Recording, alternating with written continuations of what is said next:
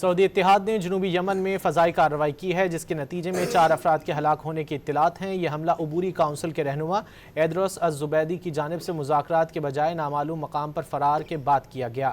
S T C نے writers کو بتایا کہ ایدروس الزبیدی عدن میں موجود ہیں اور ریاض میں ہونے والے مذاکرات کا حصہ نہیں بنیں گے۔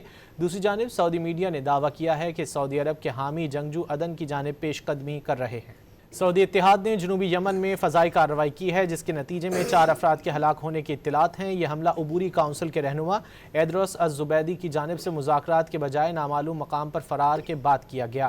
ایس ٹی سی نے رائٹرز کو بتایا کہ ایدروس الزبیدی عدن میں موجود ہیں اور ریاض میں ہونے والے مذاکرات کا حصہ نہیں بنیں گے۔ دوسری جانب سعودی میڈیا نے دعویٰ کیا ہے کہ سعودی عرب کے حامی جنگجو عدن کی جانب پیش قدمی کر رہے ہیں۔